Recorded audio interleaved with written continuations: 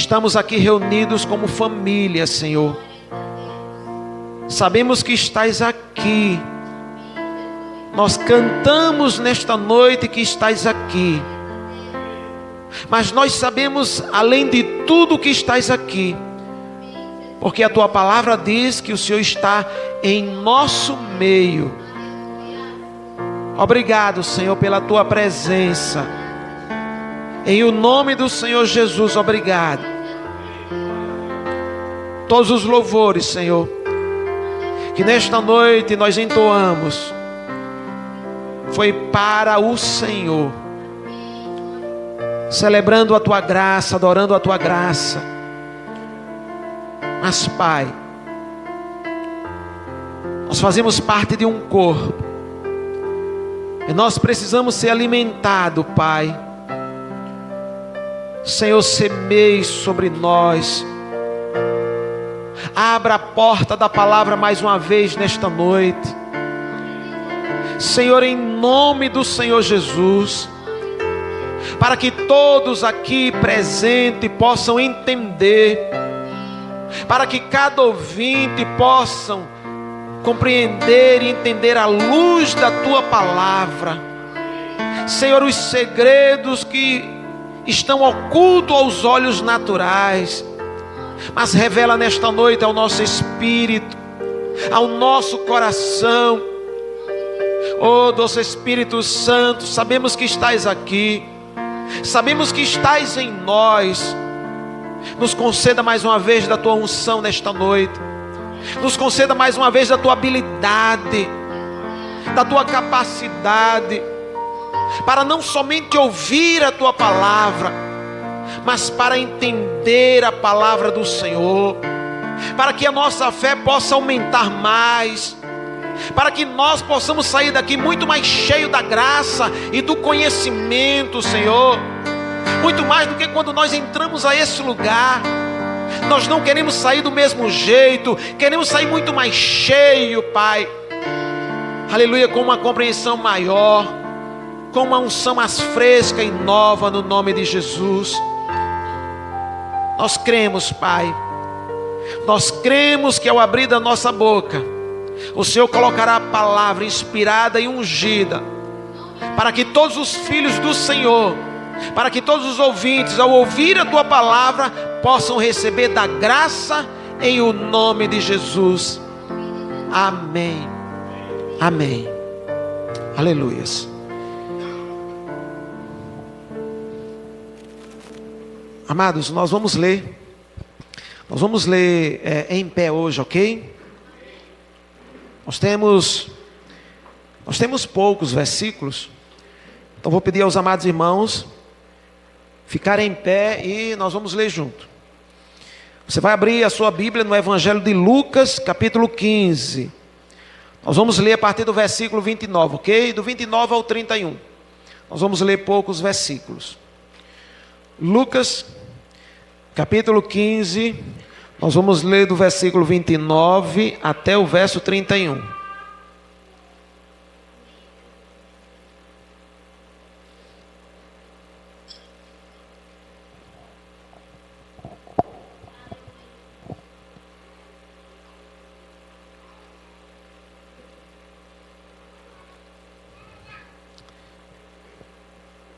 Ok, vamos ler a palavra do nosso Deus.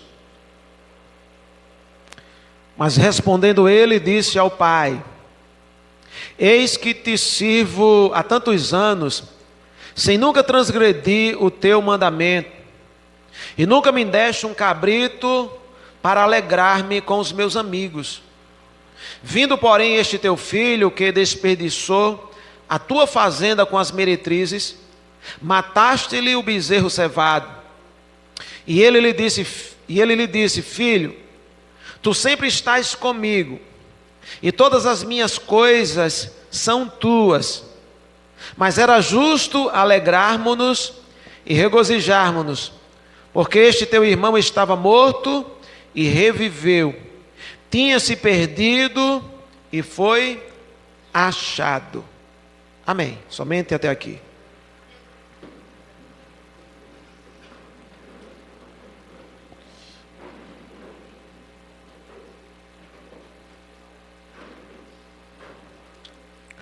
Meus amados, mais uma vez nós vamos aproveitar bem esse tempo que Deus tem nos dado aqui, para juntos exaltarmos o nome do Senhor e também receber do Senhor aquilo que o Espírito Santo há de nos revelar.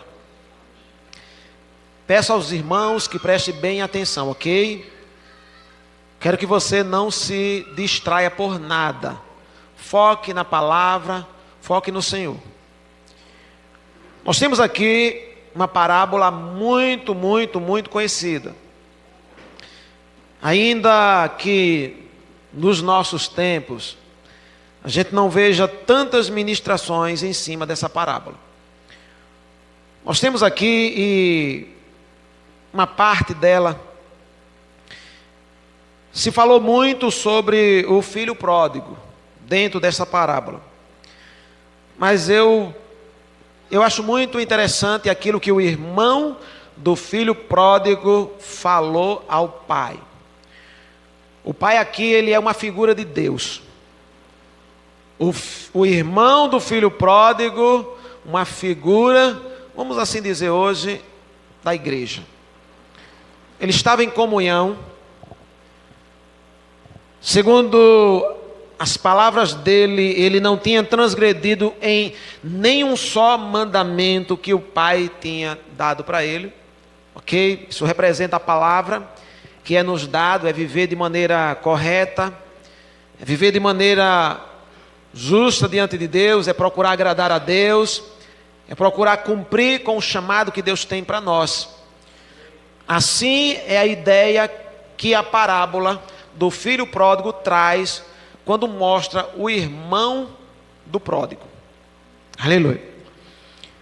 Quando esse jovem chega em casa, ele percebe que há uma festa. E ele pergunta a alguns dos empregados, e o empregado diz: olha, chegou aí o teu irmão que tinha saído de casa, e o teu pai se alegrou tanto que deu uma festa. Matou o bezerro cevado, era um bezerro especial, que ficava ali à disposição para uma ocasião especial. Então foi pego aquele bezerro e foi morto para servir naquela confraternização. E quando o irmão percebe isso, ele fica muito chateado. E ele manda chamar o pai vem. E ele reclama diante do pai, e ele diz: olha, eu tenho servido ao Senhor durante muitos anos. O Senhor nunca me deu um cabrito para mim me alegrar com meus amigos. E amados, aqui o Espírito Santo vai trabalhar conosco para trazer entendimento a todos nós. A resposta que o pai, ele dá àquele filho, é algo que precisa ser entendido pela igreja. Sabe, a maioria dos crentes não compreendem isto. Não é somente aquilo que ele falou aqui, é o todo da palavra. Você vai notar que no decorrer da ministração, daquilo que o Espírito Santo quer nos fazer passar para vocês, vocês vão notarem que há pouco entendimento da igreja com relação a essa questão. Na maioria das vezes cantamos diferente daquilo que nós vamos falar aqui hoje. Nós falamos diferente no nosso dia a dia daquilo que nós vamos falar aqui hoje. Nós oramos diferente daquilo que nós vamos falar aqui hoje. Nós pensamos diferente daquilo que nós vamos falar aqui hoje. Então perceba uma coisa: se os nossos pensamentos, eles não tiverem a informação certa, e eles não pensarem da maneira certa, nosso falar vai ser errado, nosso cantar vai ser errado, nosso orar vai ser errado. Aleluia. Por isso, uma das razões da palavra dizer: pedis e não recebeis, porque pedis mal. Eu sei que a palavra diz para gastar em vossos deleitos, mas na maioria das vezes nós não recebemos porque nós não pedimos da maneira certa. Então nós precisamos aprender aquilo que o Espírito Santo, ele está transmitindo para nós.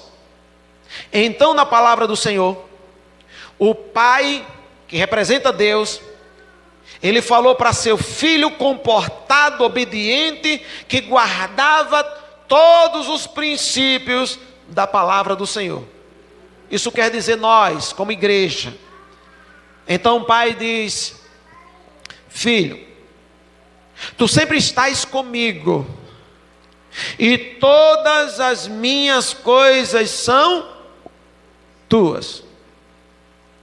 Amados, em uma pequena frase, o Pai, ele fala praticamente sobre como nós devemos absorver a palavra.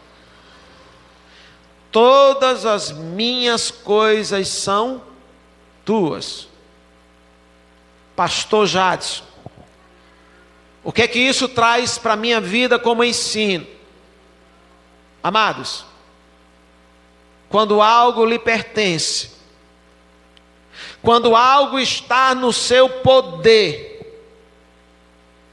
quando você já tem algo, você não tem que pedir a ninguém para usar o que você tem. No nosso dia a dia, todas as coisas que nos pertencem, você não vai até o terceiro ou a outra pessoa, mesmo que seja seu pai, se aquilo é teu, você não tem que pedir permissão a ninguém para usar aquilo que é teu. O pai de família aqui, que é Deus, estava esclarecendo, assim como ele fala para a igreja. A dificuldade da igreja é que nós não sabemos o que é nosso. Há uma pergunta que parece que não tem solução. Por que não tem solução? Porque muitas vezes, quando ela está sendo explicada ou falada, muitas vezes nós não prestamos atenção. Porque também, na maioria das vezes, ela não é dita da maneira a qual foi escrita. E se nós ouvirmos aquilo que parece a palavra, e aquilo que parece a palavra, a própria expressão já diz, não é a palavra, mas parece a palavra, nunca vamos conseguir andar mediante a palavra. Porque o que parece a palavra não é a palavra. Nós precisamos entender como é que a palavra é falada para mim e para você. Primeiro princípio aqui nesta noite: você não precisa pedir permissão para usar aquilo que vocês têm. Olha para vocês se vestiram, vieram a esse culto. As roupas são de vocês. Vocês não pedem permissão a ninguém para vestir a roupa que é de vocês. Por quê? Porque é uma conscientização que aquilo é seu. Se a igreja de Cristo, se eles não entenderem aquilo que a palavra diz que é deles, eles vão orar pedindo. Quando você ora pedindo algo que você tem, isso é a expressão que você não entende aquilo que está falando. Somente pelo fato de pedir algo que é teu, parece até loucura. É isso que o pai está dizendo ao filho. Ele está dizendo: filho, você poderia pegar a hora que quisesse. Aquilo que é meu é também teu. Aleluia. Nós não sabemos orar e nem falar, e muito menos cantar alinhado com a palavra do Senhor. É por isso que nosso coração se alegra tanto. Nós cantamos esse hino, é um dos mais bonitos, quando ele diz: estais aqui. Olha que verdade. Há uma grande diferença de dizer estais aqui, porque nos reunimos em teu nome. Agora veja a diferença de dizer: vem, Senhor, traz a tua presença, Jesus. Há muita diferença nisso.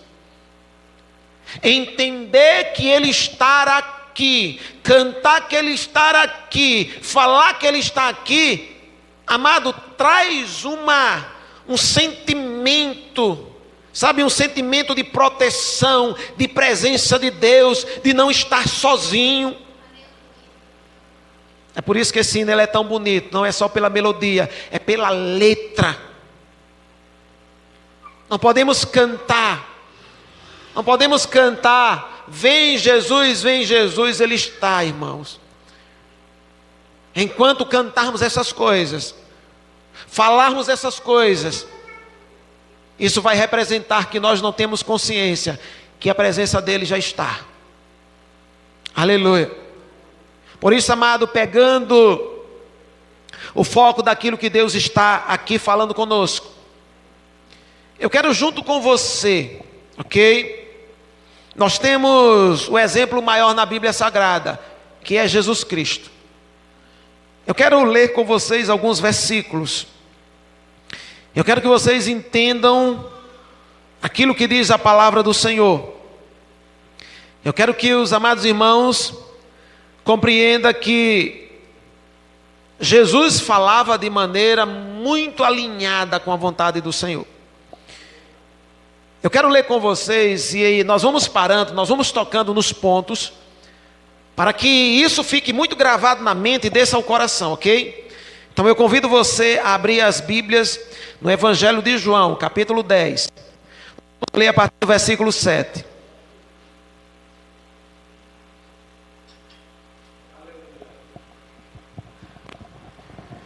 Nós vamos ler alguns versículos, João capítulo 10, versículo 7, ok? Nós vamos ler do 7 até o 18.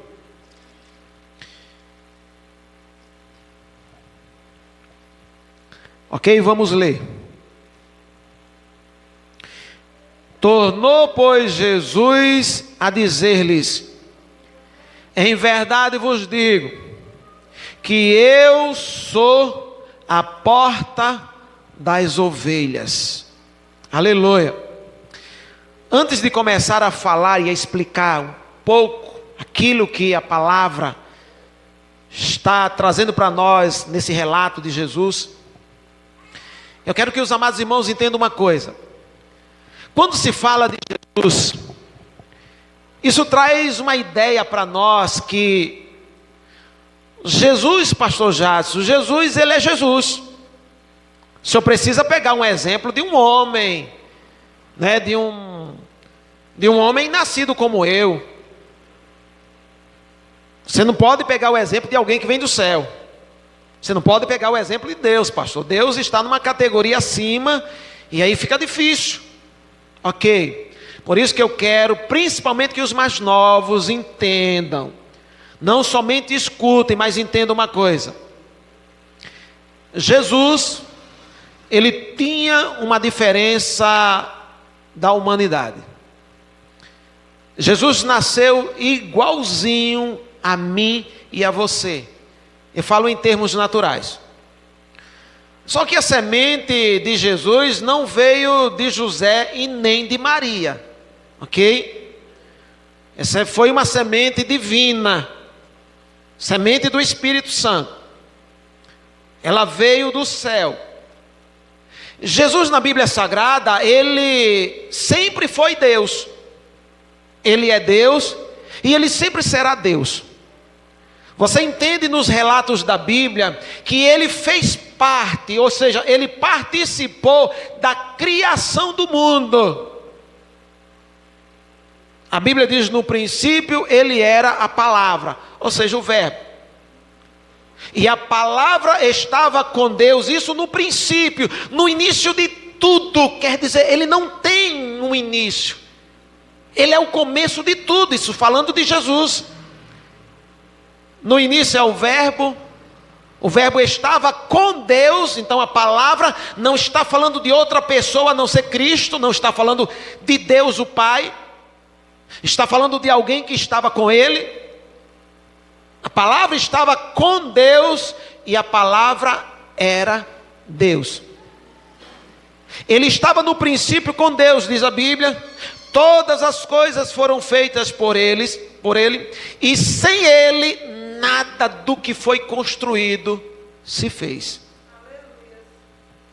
Realmente, quando você olha essas declarações aqui da Bíblia, então ele está numa categoria diferenciada, única, onisciente, ok? Onipresente, presente em todo lugar, sabe, consciente de tudo e onipotente, quer dizer, não tem limites para seu poder. Esses três atributos só pertencem a Deus. E Jesus é Deus. E o Espírito Santo é o Espírito de Deus, porém ele é também a Deus. Aleluia. Então, quando nós começamos a dar exemplo de Jesus, a ideia que vem em nossa mente é que, pastor, é desleal falar de Cristo como sendo exemplo para que eu faça igual a Ele. É desleal porque Ele está numa categoria acima. Sim, é verdade. Como Deus, antes de vir à terra, ok? E quando Ele veio à terra, o diferencial dele é que não habitava pecado nenhum nele, certo? Só que as pessoas não entendem que para vir à terra, Jesus teve que se esvaziar de sua onipotência. Ele teve que se esvaziar de sua onipresença. Aleluia. Sabe, ele teve que se esvaziar dos seus atributos como Deus. Ele veio aqui somente em santidade. Não havia poder para curar. Ok? Não se assuste. Não havia. Havia poder para curar ele como Deus. Eu falo antes de vir à terra. Eu quero dizer que ele, para vir a essa terra, ele se esvaziou de toda a sua glória como Deus. Mas ele veio aqui sem pecado, ok? Aleluia. Essa declaração que nós encontramos em Atos não é a única. No capítulo 10, depois a gente volta. Nós vamos voltar à leitura de João. Mas antes da gente começar a discorrer, a ensinar, ali em João capítulo 10, eu preciso falar para vocês sobre Cristo, mostrando um certo lado. No capítulo 10 do livro de Atos, no verso de número 38, diz assim a palavra do nosso Deus: como Deus ungiu a Jesus, não diz que Jesus se ungiu, diz que o Pai fez isso por Jesus. Como Deus ungiu a Jesus de Nazaré com o Espírito Santo e com poder. Ok? Então vamos entender uma coisa. Imagine que se Jesus tivesse vindo do céu como Deus, onipotente, onipresente, onisciente, precisava ele ser ungido com poder? Você acha que Deus, ele pode ser ungido com poder? É claro que não. Ele é todo poder, não tem limites. É loucura, é bobagem pensar que Deus, o Criador, pode ser ungido com poder.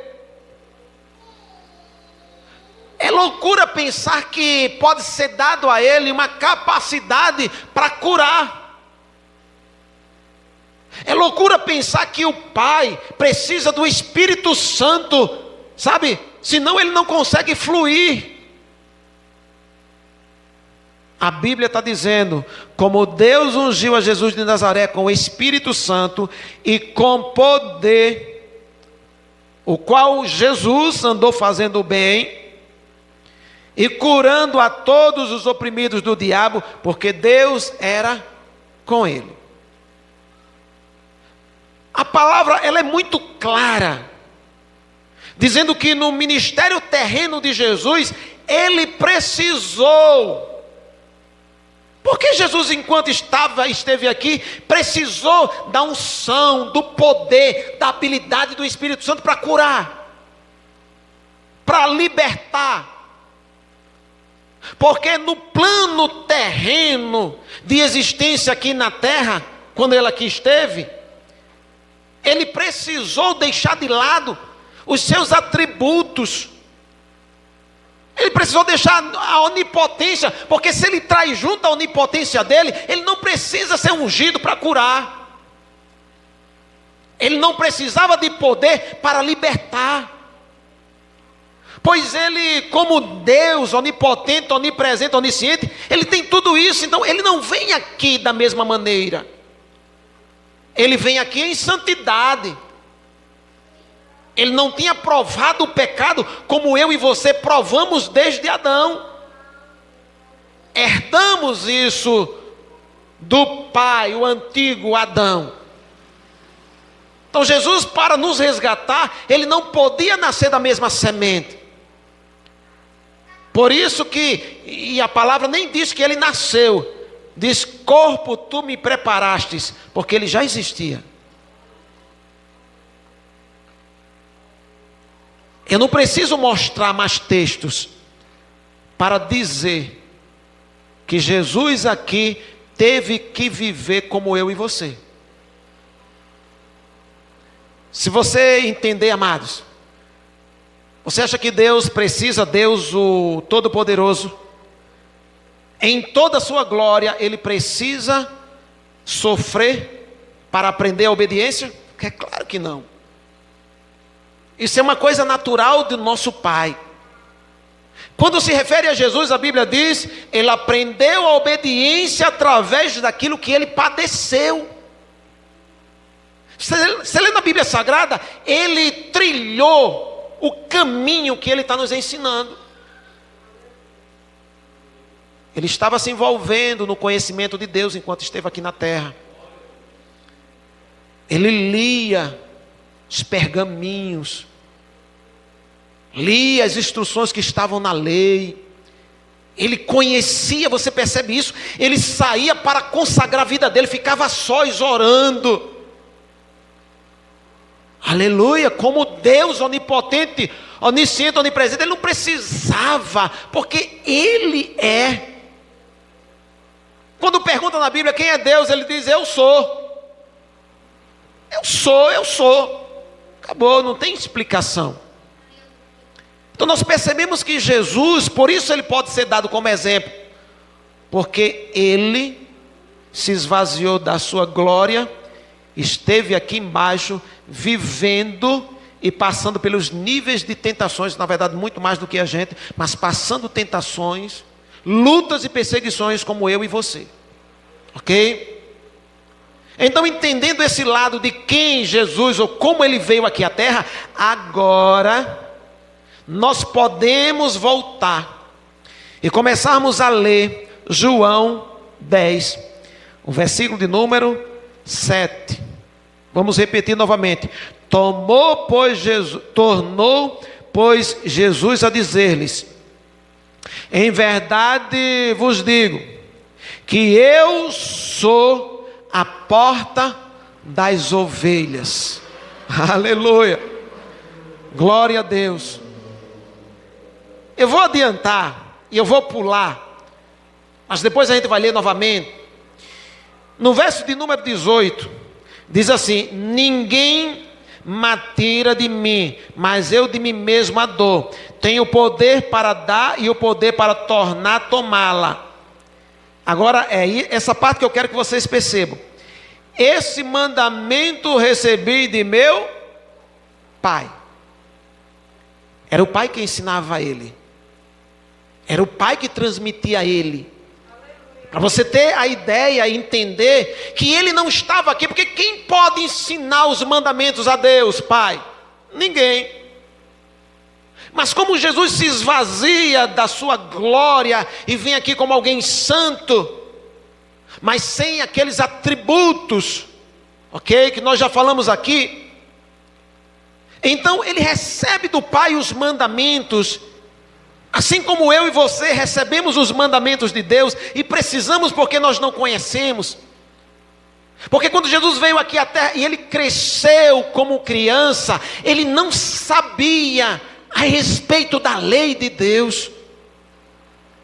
Mas como foi que a Bíblia diz que ele ficou sabendo? Assim como eu e você ficamos sabendo, lendo, consultando, se envolvendo, orando. Ele diz: eu recebi esse mandamento do Pai. Então tudo que ele vai falar aqui, não é porque ele era Deus. Eu sei que ele era Deus, sem os atributos principais da divindade, mas eu sei que ele era Deus. Mas esvaziado da sua glória.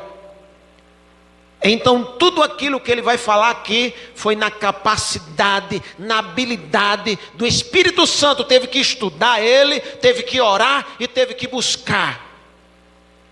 Agora dentro disso aí, agora você entende que ele fez o que ele nos manda fazer. Então entendendo isso, vamos entender como é que ele fala dele. O irmão do filho pródigo não sabia o que lhe pertencia. Por isso não usufruía daquilo que era dele. Jesus entendia, porque foi conhecendo em Deus aquilo que era dele, aquilo que ele era. E a gente encontra na Bíblia Jesus falando perfeitamente aquilo que ele era, amado. Não havia falsa humildade. Ele diz assim: em verdade vos digo que eu sou a porta das ovelhas. Aleluia. Aleluia. Isso aqui é a declaração de quem sabe aquilo que ele é. Aleluia. A gente não pode mais pensar aqui que ele estava dizendo isso porque como Deus ele sabia disso. Não. Se esvaziou de tudo, teve que aprender como eu e você, e aprendeu porque recebeu de Deus. Deus falou para ele: filho, você é a porta das ovelhas. Ele aprende isso, ele aprende quem ele é, ele começa a se identificar com aquilo que o Pai diz a respeito dele, e ele crê nisso. Ele não somente tem os mandamentos do Pai, mas ele começa a acreditar nisso. E ele começa a falar: eu sou a porta das ovelhas. Aleluia. Aleluia, até me arrepiei agora. Eu sou a porta. Ele não fica com falsa humildade. Olha, pode ser que eu consiga conduzir vocês. Quem não? Eu sou a porta das ovelhas. Você precisa saber quem você é e começar a imitar Jesus Cristo. Começar a falar de você, aquilo que você é. Começar a recusar-se a cantar a seu respeito aquilo que você não é. Ainda que os hinos tenham uma melodia linda, ok? Mesmo assim, se não está alinhado com a palavra, não os cante. Porque aquilo vai cauterizar a sua consciência, a sua mente, vamos assim dizer, seus pensamentos. Vão embutir dúvida no seu interior. Eu sou a porta das ovelhas, dizia assim Jesus. Todos quantos vieram antes de mim são ladrões e salteadores, mas as ovelhas não os ouviram. Versículo 9. Eu sou a porta. Se alguém entrar por mim, salvar-se-á. E entrará e sairá e achará pastagem. Olha o que ele fala dele. Se alguém entrar por mim, vai ficar saciado. Ele não está titubeando. Ele não está com dúvida de quem ele é. Ele não tem essa consciência porque ele veio do céu já que essa consciência não. Nascido como criança, como recém-nascido, teve que estudar, teve que manter comunhão com Deus, e o Pai dando a ele os mandamentos, e ele acreditando nos mandamentos, vivendo os mandamentos, falando dele aquilo que ele era. não aceitava nada diferente daquilo que a palavra dizia que ele era. Quem entrar por mim, ele disse, sem sombra de dúvida, vai se salvar. Aleluia.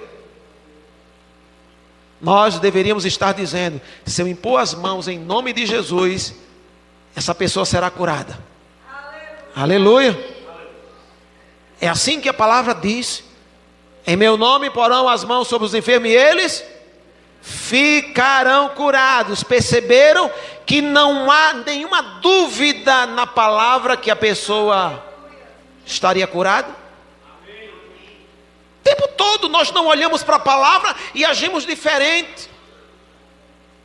Uma vez eu contei a vocês e vou novamente repetir. Recebi a visita de alguém na minha casa, com muitas dores, pedindo oração a mim e a minha esposa. Nós impomos sobre ele as mãos e oramos.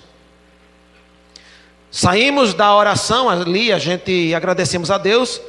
Ele sentou na minha frente, sentei no sofá e ele sentou na minha frente.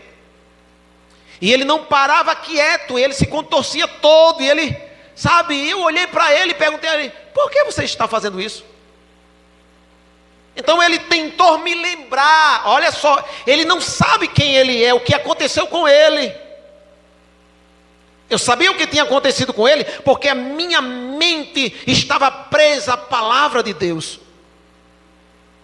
Essa crise de identidade com a palavra que destrói a pessoa. Então ele tentou me lembrar, talvez pensando que eu era um tolo. Ele falou, mas eu não cheguei aqui com dores. Eu disse, ok, você chegou com dores, mas nós não oramos por você? Não impomos as mãos, como diz a palavra? Eu disse, sabe qual é a resposta da palavra? Ela diz que depois que as mãos são colocadas, o cristão, em nome de Jesus, ela afirma que eles ficarão curados. Eu falei, amado, você já está curado. Então eu quis ajudá-lo e disse a ele, você ia fazer o que agora de manhã? Ele disse, eu teria que ir ao banco. Eu disse, ok, você pode ir ao banco. Vá ao banco, você está curado. Uma pessoa curada pode ir ao banco, um doente não. Você está curado, vá ao banco. E então ele foi ao banco. Primeira vez que ele descobriu como é que o poder de Deus consegue fluir. Antes ele tinha até criticado essa mensagem alinhada com a palavra. Então por volta de 11h30 ele chegou na minha casa e ele estava alegre, sabe? E então eu fui recebê-lo e perguntei o que foi. Ele falou, rapaz, funciona. E eu perguntei, funciona o quê? Ele falou, funciona. Nenhum crente deveria ficar tão assim, sabe, tão alegre por descobrir que a palavra de Deus, ela faz aquilo que ela promete fazer. Deve ser algo natural para mim, para você. Não deveríamos estar assustados. Eu entendi, não critiquei, ele estava descobrindo. Mas deveria ser uma coisa natural, porque está escrito, é natural. A gente deveria estar fazendo de maneira bem natural, porque a palavra ela está falando, então de maneira natural, vivendo ela, sabe, sem causar nenhum drama. Tem pessoas que se alegram demais, além do limite quando recebem. A alegria tem que ser maior até no início, antes de receber. E depois que receber, a alegria continua. Aleluia, é assim que se anda pela palavra. Mas ele disse, funciona. E eu perguntei o que? Ele disse, a palavra. Eu disse, claro que funciona. Antes de eu ter orado por ele, ele tinha recebido a oração da sua mãe. Mas ele disse, não funcionou. Ele recebeu a oração conosco e nós ensinamos ele a agir, a andar em linha com essa palavra. Porque se seu entendimento estiver errado, a sua fala vai ser errada. As suas ações serão erradas. E quando você age diferente daquilo que diz a palavra, você não recebe dela. Jesus está falando a palavra. Aleluia. Continuando aqui a nossa leitura. Verso 10. O ladrão Não vem senão a roubar, a matar e a destruir. Eu vim para que tenham vida e a tenham com abundância. Aleluia. Nós como igreja nunca nos detemos porque ele fala isso e a gente pensa, porque ele é Deus, onipotente, onisciente, sabe de tudo. Ele aprendeu como eu e você. O Pai entregava a ele os mandamentos. Ele mantinha comunhão em oração.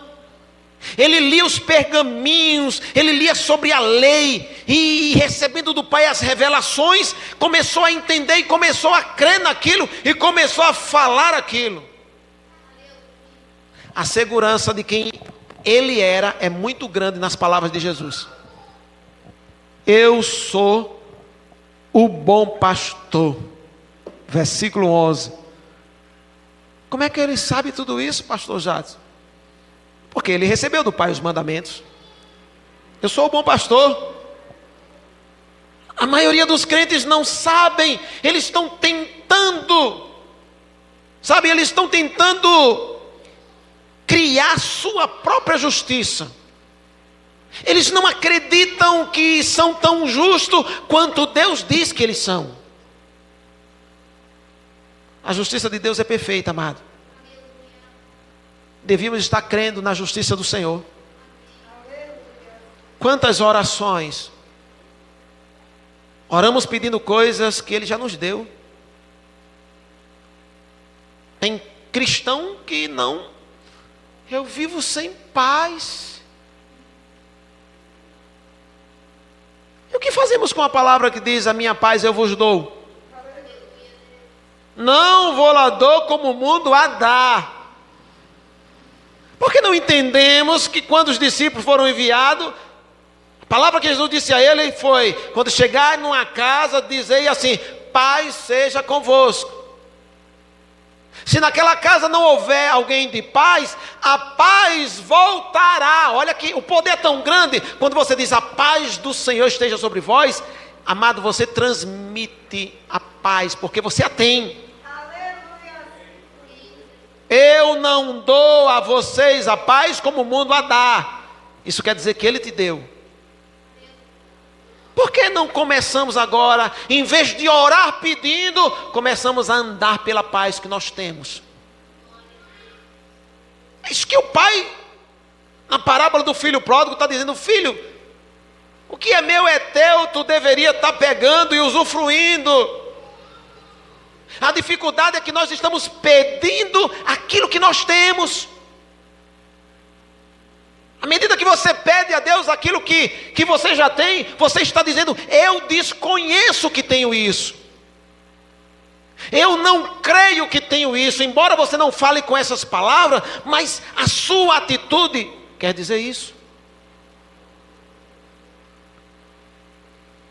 Nós deveríamos estar andando. Eu falei aqui algumas semanas que nós não somos um pobre tentando ser rico. Nós somos já rico, aprendendo aquilo que nós temos. Essa é a maneira de pensar pela Bíblia. Sabe, não é Deus,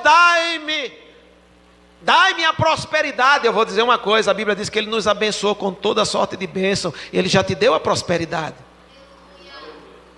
Estamos o tempo todo tentando alcançar, sabe? E essa mentalidade, e esse tipo de pensamento expressa que nós não sabemos o que nós temos. Que nós desconhecemos aquilo que realmente Ele nos deu. E que se nós desconhecemos o que Ele nos deu, falta o quê? Falta a fé. Embora uma medida de fé Ele tenha dado, mas sem conhecimento essa medida não está sendo trabalhada para aumentar. Aleluia. Sua fé não pode ultrapassar aquilo que você conhece em Deus.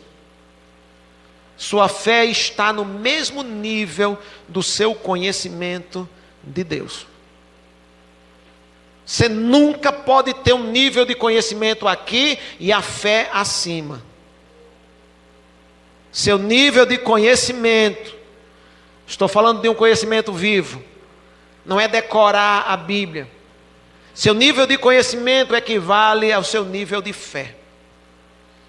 Se o seu nível de conhecimento na palavra é pequeno, em Deus é pequeno, sua fé também será pequena. A Bíblia está cheia de palavras aonde fala-se do nível de fé. Fé pequena, fé grande, nunca vi fé tão grande. Homens de pouca fé, então. Nem mesmo em Israel encontrei fé como essa. Jesus estava dizendo uma fé maior, uma fé menor. Nós precisamos entender que se nós não estivermos entendendo a palavra, o nosso nível de fé também vai estar baixo. Aleluia. Jesus, ele não se engana de quem ele é. Versículo 12. Mas o mercenário, que não é pastor, de quem não são as ovelhas, viu o lobo e deixa as ovelhas e foge, e o lobo as arrebata e dispersa. Ora, o mercenário foge porque é mercenário e não tem cuidado das ovelhas. Eu sou o bom pastor. Quantas vezes Jesus diz: eu sou o bom pastor? Sabe o que é que os crentes dizem? Eu sou pecador. Misericórdia. Eu sou pecador. Sabe, Paulo, pelo Espírito Santo escrevendo, ele diz que se não há ressurreição, então Cristo também não ressuscitou. E se os mortos não ressuscitam, então ainda permanecemos em nossos pecados. A ideia da Bíblia é que se nós ressuscitamos com Cristo, e isso aconteceu porque é impossível aceitar Jesus e não ressuscitar junto com Ele. Se nós ressuscitamos com Cristo, os nossos pecados, aleluia, foram destruídos. Nós fomos juntos, vivificados. Nós fomos trazidos junto com Jesus vivo. Aleluia, espiritualmente nós somos vivos. Os nossos pecados ficaram de lado. Às vezes a palavra é tão difícil, porque o crente, ele tem uma crise de identidade, que ele diz: não, assim, eu sou um pecador remido. Nem combina as duas coisas. Eu sou. Se eu disser eu era pecador, mas agora sou remido, aí o tempo do verbo está certo. Eu era pecador, agora sou remido. Então quando eu canto eu sou remido, eu estou remido, eu sou justificado, eu sou em Cristo, eu estou glorificando a obra que Deus realizou e que eu abracei. Isso não é exaltação de si, é exaltação da obra de Deus. Precisamos entender isso, igreja. Aleluia. Então Jesus dizia de si, isso aqui não era pensamento dele como Deus, onisciente, onipotente, onipresente. Isso era aquilo que ele recebeu de Deus. Então ele dizia: eu sou o bom pastor. Ele entendia quem ele era. Aleluia. Eu sou o bom pastor e conheço as minhas ovelhas, e das minhas eu sou conhecido. Assim como o Pai me conhece, ou conhece a mim, também eu conheço o Pai, e dou a minha vida pelas ovelhas. Desde o início ele sabe, porque o Pai deu a ele o plano que o Pai tinha para ele. Gente, quando ele veio aqui, ele não sabia. À medida que ele nasce como criança, ele cresce, ele não sabe do plano. A ideia é que a gente pensa que ele, como sendo Deus, e ele recebe um corpo aqui, que ele vai crescendo e já vai entendendo tudo. Não é assim que funciona. Teve que estudar, teve que orar, teve que se consagrar para receber do Pai o entendimento. Era tudo novo para ele. Era como se ele tivesse descobrido: eu sou a porta das ovelhas, eu sou o pastor deles. E ele está descobrindo tudo isso, ok? A gente nunca pensou de Jesus, sabe, com relação a essas coisas que ele estava descobrindo. Tudo era novo para ele. Aleluia. Então ele começa a descobrir, através da revelação de Deus, ele começa a acreditar. Então eu sou bom pastor. Aleluia. É isso que ele está dizendo. E ele diz no verso 16: ainda tenho outras ovelhas que não são deste aprisco. Também me convém agregar a estas, e elas ouvirão a minha voz, e haverá um rebanho e um pastor. Gente, a crença dele é muito forte na obra de Deus. Por isso o Pai me ama. Quantos crentes estão frustrados dizendo: não sei se Deus me ama tanto? Pois é, pensar assim é errado. O Pai te ama o tempo todo. O Pai quer te ajudar o tempo todo. Não tenha dúvida disso. É isso que você deve estar falando. Não importa as lutas. Jesus não mudava a sua confissão. Veja que a vida dele tinha muita luta. Era perseguido. Mas ele não mudava quem ele era.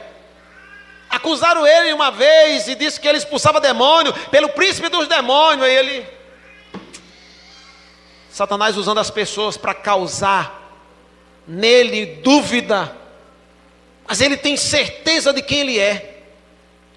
Em nenhum momento ele fica pensando: mas será que eu sou o Salvador mesmo? Não, porque ele recebeu do Pai e ele cria nisso. Amado, a palavra do Senhor foi nos dada. Não há diferença. Precisamos entender e falar aquilo que ela diz a nosso respeito. Assim como Jesus recebeu do Pai, nós também recebemos do Pai. Por isso o Pai me ama, porque dou a minha vida para tornar a tomá-la. Jesus entendeu que a vida dele não seria tirado. Ele falava desse jeito. Vida roubada é aquela vida onde alguém é afetado com uma doença e essa pessoa não quer morrer. E ela luta. Além da fé que deveria ser total no Senhor, às vezes não consegue liberar a fé no Senhor como deveria, aí corre e vai até o médico. Eu não estou dizendo que é nada errado, não. Mas ela está lutando pela vida dela, ele está lutando pela vida dela. Ele está dizendo: eu quero ficar aqui e cumprir meus dias de vida. Mas muito, mesmo insistindo, não conseguem. E vão embora antes do tempo. Isso é uma vida roubada. Uma pessoa pega um carro ou um transporte e vai fazer uma viagem, planejando chegar ao seu destino. Deixar a família em casa, disse a família que ia e voltaria. Esse foi o projeto. E no caminho acontece um acidente e morre. Isso aí é vida roubada. Em todo o ministério de Jesus, nada conseguiu ceifar a sua vida. Ele sabia: eu vou dar a vida. Amado, tem muitas palavras que ele fala dele. Uma das palavras que Jesus fala a seu respeito é: do jeito que Moisés levantou a serpente no deserto, do mesmo jeito o Filho do Homem será levantado, para que todo aquele que nele crê não pereça, mas tenha vida eterna. Ele está consciente que quem crê nele vai ter vida eterna. Jesus cobria, eu quero que vocês percebam uma coisa, na voz de Jesus, naquilo que ele falava, ele cobria a vida dele até o Calvário. Vocês conseguiram perceber isso?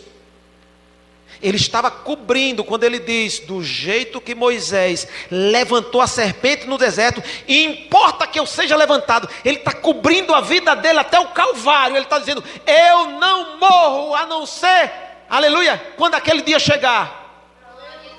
Nada vai tirar a minha vida. A declaração dele está cobrindo a vida dele.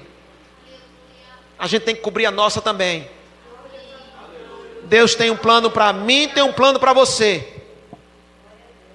São pouco ainda os cristãos na terra. Ele precisa de todos nós para a obra ser realizada com sucesso e para que se cumpra a mesma coisa que Paulo diz: combati o bom combate, terminei a carreira e guardei a fé. Nós não podemos só começar, nós precisamos terminar.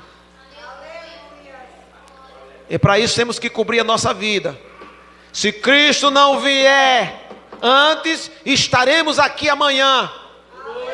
Aleluia. Se Ele não vier antes, estaremos aqui na semana que vem. Aleluia. Se Ele não vier antes, estaremos daqui a 1 ano, 2 anos, 3 anos, 4 anos. É assim que cobre a sua vida. Aleluia. Glória a Deus. Jesus cobria a vida dele. Pode perceber nas palavras dele, ele estava cobrindo a vida dele. Aleluia. Ninguém tira, ninguém tira a minha vida. Eu mesmo, mas eu de mim mesmo a dou. É lindo isso. Aleluia. Tenho poder para dar e poder para tornar, tomá-la. Este mandamento recebi de meu Pai. Ele recebeu isso do Pai. O Pai disse a ele: filho, ninguém pode te matar antes do dia do Calvário. É brincadeira. Aí um belo dia ele está aqui descansando num barco, deitado, dormindo. O Calvário ainda não chegou, ele está dormindo na confiança. Já cobriu a vida dela até o Calvário, sabendo que ninguém tira, ninguém rouba. Aí se levanta uma tempestade e começa a querer, naufragar o barco. Os discípulos não sabem cobrir a vida, começa a agoniar ele. E o Senhor não percebe que nós estamos morrendo? Não percebo, minha vida está coberta. Jesus se levanta, entende que a vida dele está coberta, e ele entende o propósito de Deus. Embora seja a força do mar que poderia enganar muitos, ele disse: acalma-te e aquieta-te. Ele sabe que não pode morrer naquele lugar. Aleluia. Tentaram jogar ele de um precipício, mas ali ainda não era o Calvário. O mandamento que ele recebe do Pai é: ninguém tira minha vida, eu vou dar. Então estão querendo me destruir. A Bíblia diz que ele simplesmente saiu. Parecia uma coisa. Quando eu li a primeira vez, falei: aquele pessoal era trouxa. A Bíblia diz que ele sai, povo. Eu falei: o que foi aquilo? A confiança de Jesus era tão grande, ele cobria a vida de tal maneira que o poder das trevas não podia, por causa da sua confiança. Aleluia. Ele estava cobrindo a vida dele. Perceba isso. Cubra a sua vida. Não traga palavra que Deus não falou a teu respeito, porque não é bom e não é correto. Aleluia. Esse mandamento eu recebi do meu Pai. Jesus está cobrindo a sua vida. Mas um dia ele foi ameaçado fortemente. Ok, vamos ler? Lucas capítulo 13. Capítulo 13, versículo 31. Vamos ver aqui uma ameaça. Existem dias que nós recebemos ameaça maior, não é isso? Mas a ameaça, por maior que seja, não supera as promessas de Deus e o cumprimento delas em nossas vidas. Aleluia. Mas foi uma ameaça forte. Lucas capítulo 13, verso de número 31. Nós vamos ler do 31 ao 33, diz assim: naquele mesmo dia chegaram uns fariseus, dizendo-lhe: sai e retira-te daqui, porque Herodes quer matar-te. Olha que coisa, ameaça forte. Herodes não era um Zé Ninguém não, viu? Herodes quer matar-te. E lhe respondeu, olha como é que ele faz, ele está cobrindo a vida dele novamente. Ele diz assim, ó: e de vocês que vieram trazer notícia, vão embora e dê esse recado. Ide, ou seja, vai dar esse recado: e dizei àquela raposa: eis que eu expulso o demônio, efetuo cura, hoje e amanhã, e no terceiro dia sou consumado. Mas antes do meu dia ninguém tira a minha vida. Aleluia. Que cobertura de vida, aleluia. Eu acho lindo. É forte. Ele está pensando o quê? Jesus queria dizer: está pensando que eu sou trouxa? Eu me apropriei daquilo que Deus falou comigo. Eu não morro antes do Calvário. E é porque eu vou entregar a vida, porque ninguém tem poder de tirar ela de mim não. Aleluia. É muito lindo aprender a falar de si mesmo aquilo que Deus fala. Satanás, ele enganou a muitos crentes, dizendo que aquilo que você fala da palavra é exaltação sua. Quando falamos aquilo que a palavra diz a nosso respeito, exaltamos o projeto de Deus. Jesus era muito ousado. Ele dizia: gente, pessoal, vocês querem ver Deus? Olhem para mim. É forte não uma história dessa? Quem me vê, vê o Pai. Para dizer uma história dessa, irmão, aí você diz: mas ele era Deus. Entenda que ele aprendeu como eu e você. As mesmas obras, é forte, as mesmas obras que eu faço, é as mesmas obras dele. Nós trabalhamos em conjunto. Eu estou nele, ele está em mim. Amado, leia aquilo que Jesus fala a respeito dele. Nós achávamos que ele estava falando, porque como Deus, né, pastor, e pode falar tudo isso. Não. Ele se esvaziou da sua glória. Precisou ser ungido como eu e você. Embora a Bíblia diz que ele tinha um espírito sem medida, mas ainda assim precisou do Espírito Santo. Os milagres de Jesus começaram depois que o Espírito vem sobre ele. Depois do batismo ele sai. Começa-se depois os milagres. Por quê, pastor? Porque somente ali ele recebe a capacitação. Poder de Deus. Antes disso ele era aquele rapaz obediente, estudando, consagrando, aprendendo, recebendo as revelações do Pai. Não só recebendo, mas acreditando e falando sem contradizer o que o Pai dizia a ele: filho, você é o bom pastor. Não era exaltação não, ele dizia: povo, eu sou o bom pastor. O Pai dizia: quem entrar por você, você é a porta. Ele dizia: olha, eu sou a porta. Quem entrar por você se salva. Ele dizia: quem entrar por mim se salva. Os fariseus ficavam pela aqui com ele. E ele não estava nem aí. Recebeu do Pai, ele dizia: aleluia. Você precisa cobrir a sua vida. Quem você é? O irmão do filho pródigo não sabia nem o que tinha. Infelizmente é o retrato da maioria da igreja. Foi reclamar com o pai. Você está reclamando com Deus. Eu admiro demais o apóstolo Paulo. Foi um gigante. Um homem que diz: eu estou pronto, não somente a ser preso em Jerusalém, mas até ser morto. Poucos crentes estão prontos para ser morto pela causa do Evangelho. É triste, mas às vezes a gente diz: eu estou com preguiça, hoje não dá para ir ao culto. Existem alguns lugares pela aí afora que eles cultuam escondido, porque se forem pegos são mortos. Nós temos aqui um livre acesso. E mesmo assim, às vezes, muitos ainda têm muita preguiça. É triste. Aleluia. Precisamos honrar aquilo que Deus realmente falou a nosso respeito. Jesus passava lutas o tempo todo, mas ele não cria que podia ser roubado sua vida. Ele não cria que o plano de Deus não podia ser, aleluia, executado. Esse era o mandamento que ele recebeu do Pai. Aleluia. Fale de si aquilo que a Bíblia diz. Não creia nas mentiras do diabo, com as suas falsas humildades. Quem são esses crentes? Ele usa às vezes até irmãos nossos, pessoas maravilhosas. Quem são eles para querer roubar de Deus? Se fosse assim, Jesus seria um dos maiores ladrões. Eu sei que ele não é. Porque ele dizia: mas há quanto tempo estou convosco? Quem me vê está vendo Deus. Vocês estão... Amado, era uma ousadia muito grande falar uma história dessa. É muito grande. Ele está se comparando como Deus. Mas a maioria não entende. Como eu estava dizendo, Paulo foi um tremendo apóstolo. Mas depois do momento de muita luta, e a Bíblia se refere a um espinho na carne, ele diz: eu orei a Deus 3 vezes. É assim que funciona na maioria das vezes, quando se ora fora da realidade. Eu sei que era Paulo, mas a resposta divina disse para ele que ele estava errado.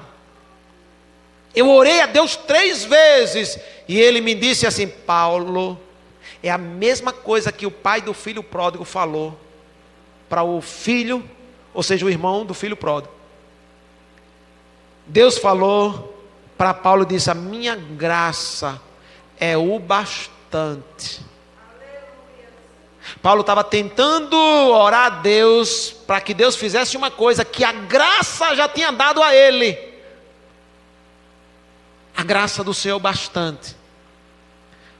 Você que não é batizado com o Espírito Santo, quando começar a entender sobre o batismo com o Espírito Santo, você não pedirá mais o Espírito Santo, mas você vai se apropriar, porque desde o dia de Pentecoste ele veio, chegou e está. É só questão de abraçar, não mais questão de pedir.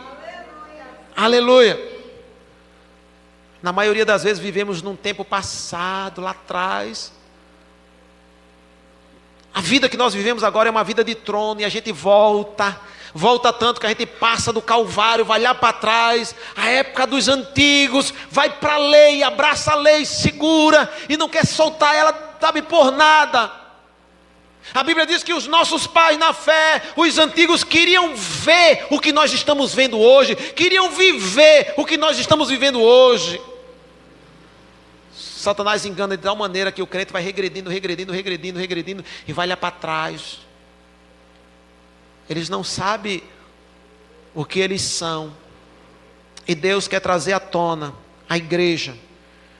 Por isso Paulo, embora foi em algum momento, ele não usufruiu daquilo ou das riquezas que havia na graça, e Deus teve que corrigi-lo.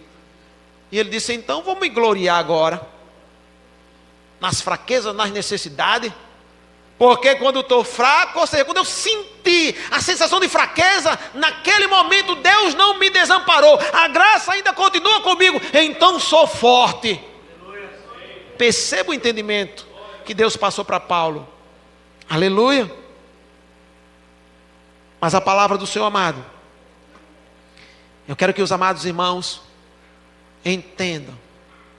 Jesus falando a respeito de si, ele disse que seria ressuscitado, mas novamente Jesus está proclamando uma grande ousadia, porque para Jesus ser ressuscitado, ele não dependia mais dele.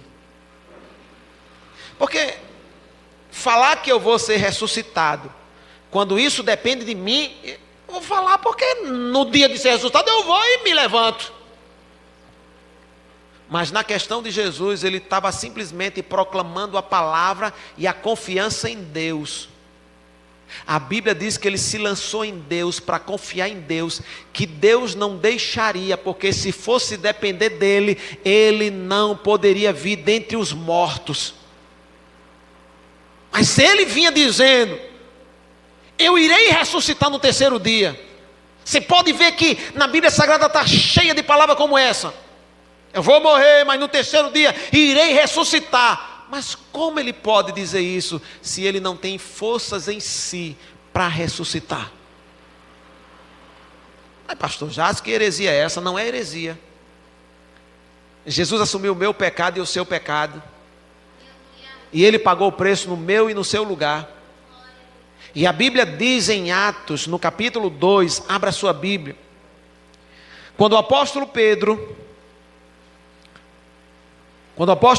está falando, ou dando o seu discurso, o seu primeiro discurso, depois do dia de Pentecoste, no versículo 23, nós vamos ler aqui alguns versículos, já vamos encerrar, amados.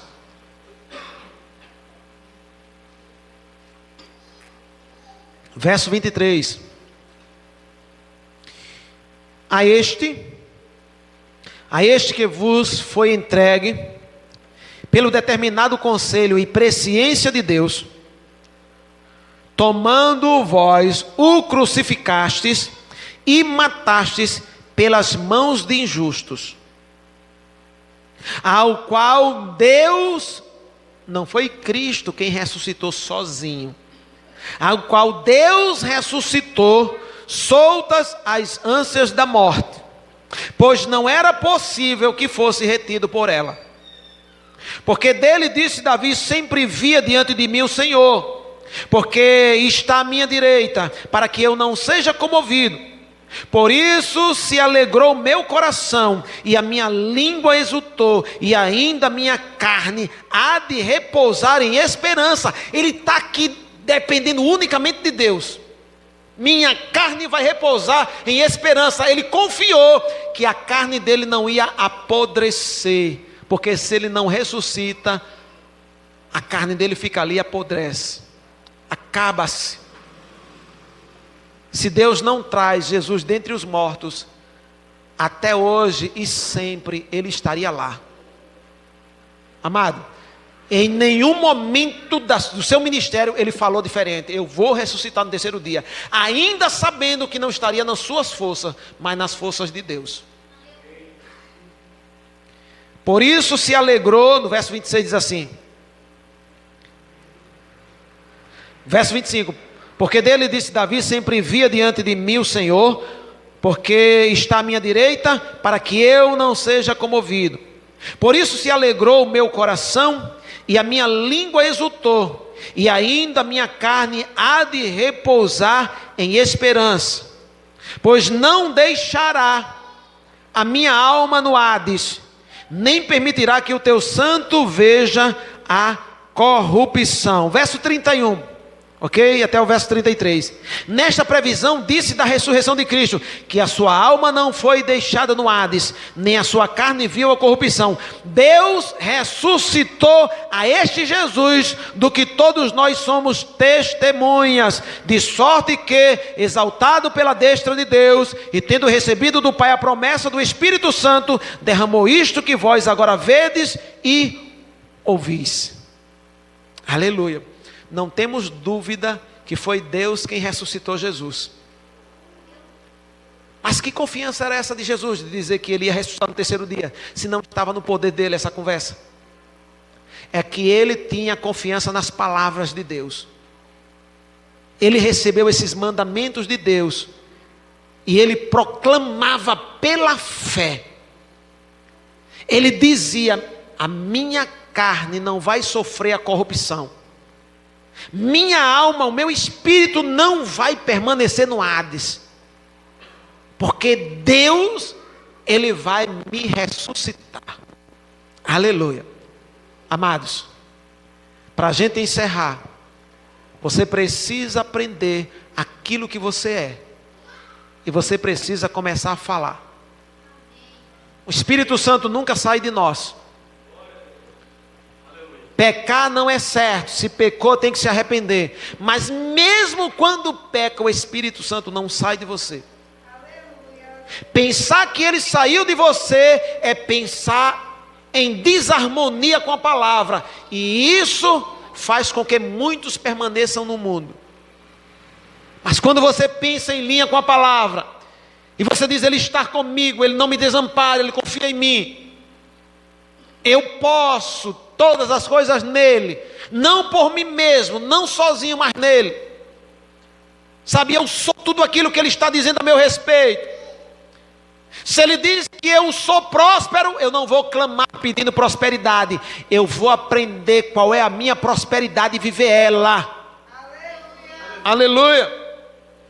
Sabe, eu não sou um mendigo pedindo a Deus que me cure, eu sou curado, vivendo a realidade da cura. Sabe, eu não sou alguém sem paz, precisando ir ao psiquiatra, ao psicólogo. Eu tenho a paz do Senhor, e não importa a situação que eu esteja passando, essa paz permanece em mim. Aleluia. Os anjos do Senhor acampam ao redor daqueles que o temem, e ele livra. Então o anjo do Senhor está o tempo todo me livrando de todo ataque, nem mesmo, até mesmo aqueles que eu não sei, mas ele me livra de todos eles. Aleluia. Sabe, é assim que a gente tem que ver a palavra. Você precisa olhar para a palavra do Senhor. Quando você for pregar, aleluia, sabe, a unção está com você para ministrar. Diga: Deus, eu vou ministrar com a unção que está em mim.